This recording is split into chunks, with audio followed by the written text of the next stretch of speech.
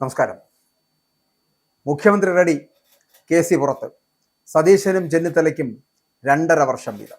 കേരളത്തിൽ UDFന്റെ ഉജ്ജ്വല വിജയത്തിന് പിന്നാലെ മുഖ്യമന്ത്രി പദത്തെ ചൊല്ലിയുള്ള തർക്കം പരിഹരിക്കാൻ ഒരു പുതിയ ഒത്തുതീർപ്പ് ഫോർമുലയുമായിട്ട് AICCയുടെ അധ്യക്ഷൻ മല്ലികാർജുൻ ഖാർഗെ എത്തിയിരിക്കുന്നു.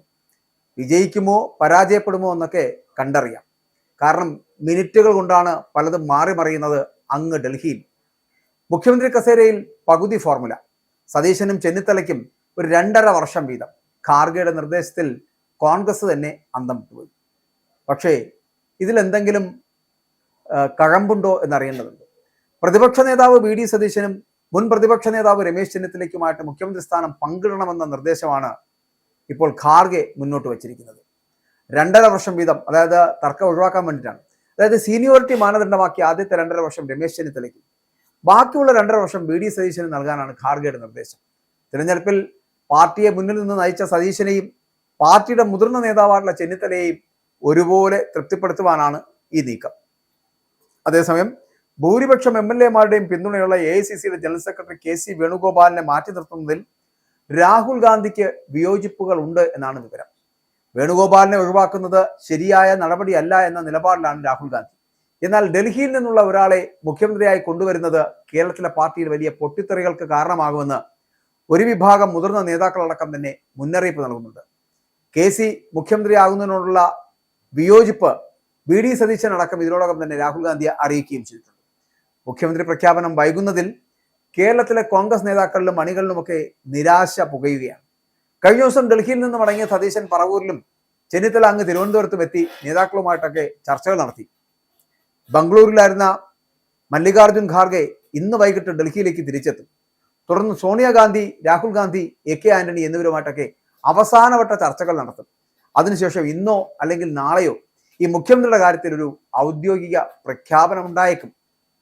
കേരളത്തിന്റെ ഭരണസാരഥ്യത്തിലുള്ള അനിശ്ചിതത്വം അത് നീളുന്നതിനിടെ കോൺഗ്രസ് ഹൈക്കമാൻഡ് ചർച്ചകൾ പുതിയ ഘട്ടത്തിലേക്ക് എത്തിയിരിക്കുന്നു എന്നുള്ളതാണ്. AICC അധ്യക്ഷനായിട്ടുള്ള മല്ലികാർജുൻ ഖാർഗെയും രാഹുൽ ഗാന്ധിയും ഒക്കെ ഒരുമിച്ച് ഡൽഹിയിലെത്തിയ ശേഷം നിർണായകമായിട്ടുള്ള അവസാനവട്ട ചർച്ചകൾക്ക് തുടക്കമാകും. അതിനുശേഷം കർണാടകയിലെ മുതിർന്ന നേതാവിന്റെ മരണാനന്തര ചടങ്ങിൽ പങ്കെടുക്കാൻ ഖാർഗെ പോയതോടുകൂടിയാണ് കഴിഞ്ഞ ദിവസം നടക്കേണ്ടിയിരുന്ന കൂടിക്കാഴ്ചകളടക്കം മാറ്റിവെക്കേണ്ട ഒരു സാഹചര്യം ഉണ്ടായത്. അപ്പോൾ ഇതോടുകൂടി കേരളത്തിന്റെ മുഖ്യമന്ത്രി ആരാണ് എന്ന കാര്യത്തിൽ ഈ വരുന്ന ബുധനാഴ്ചയോടുകൂടി മാത്രമായിരിക്കും ഒരു അന്തിമ തീരുമാനം പുറത്തു വരാൻ പോകുന്നത് എന്നുള്ളതാണ്.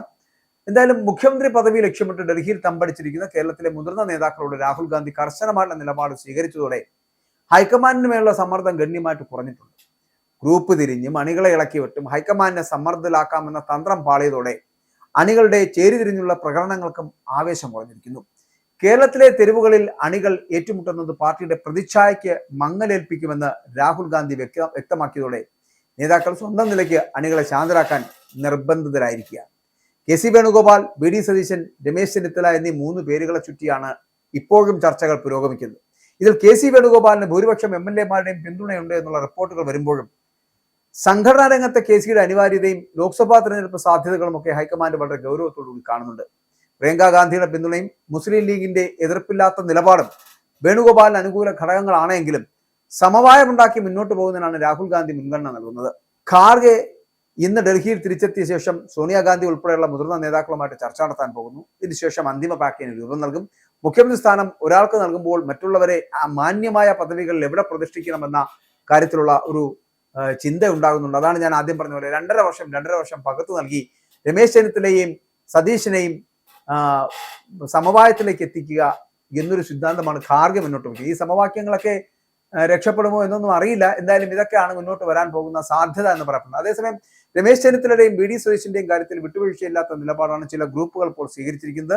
എന്നാൽ കേരളത്തിലെ ഭരണ തുടർച്ചയ്ക്ക് പ്രതിപക്ഷ നേതാവെന്ന നിലയിലുള്ള മികച്ച പ്രകടനത്തിനും സതീശന് മാർക്ക് ലഭിക്കുമ്പോൾ മുതിർന്ന നേതാവെന്ന ആ പരിഗണനയാണ് ചെന്നിത്തലയുടെ അനുഭവ സമ്പത്ത്, ഇതൊക്കെയാണ് അദ്ദേഹത്തിന് ഒരു സാഹചര്യം സൃഷ്ടിക്കുന്നത്. അപ്പോൾ ഇങ്ങനത്തെ ഒരു സാഹചര്യത്തിൽ ഒരാൾക്ക് മുഖ്യമന്ത്രി പദവും മറ്റൊരാൾക്ക് ഉപമുഖ്യമന്ത്രി സ്ഥാനമോ AICCയിലെ സുപ്രധാന പദവിയോ നൽകുന്ന ഫോർമുലയാണ് പരിഗണനയിലുള്ളത്.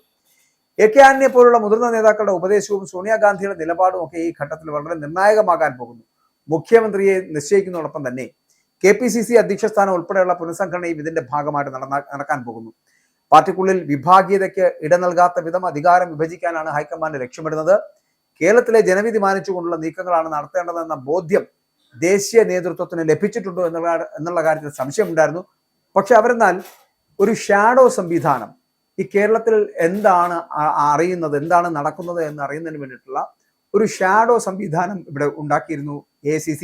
അതിന്റെ അടിസ്ഥാനത്തിൽ ഒരു റിപ്പോർട്ട് ഇപ്പോൾ ഡൽഹിയിലേക്ക് ചെല്ലുന്നുണ്ട്. ആ റിപ്പോർട്ട് പ്രകാരമാണെങ്കിൽ ഇവിടെ VD സതീശന് അനുകൂലമായിട്ടൊരു കാറ്റുണ്ട്.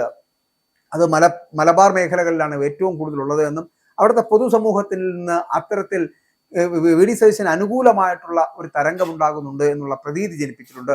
അത് തിരിച്ചറിയാൻ കഴിഞ്ഞിട്ടുണ്ട് ഈ പറയുന്ന AICC നിയോഗിച്ച ഈ പറഞ്ഞ ഞാൻ ആദ്യം സൂചിപ്പിച്ച ഈ ഷാഡോ സംവിധാനം. അത്തരത്തിലുള്ളവർക്ക് ചില റിപ്പോർട്ടുകൾ നൽകുന്നുണ്ട് ഇപ്പോൾ ഖാർഗെയ്ക്കും ഒപ്പം തന്നെ സോണിയാഗാന്ധിക്കും ഒക്കെ. ആ റിപ്പോർട്ടുകളിൽ പറയുന്നത് ഏറ്റവും കൂടുതൽ ജനവികാരം, ജനപിന്തുണ എന്ന് പറയപ്പെടുന്ന VD സതീശനാണ് എന്നുള്ളതാണ്.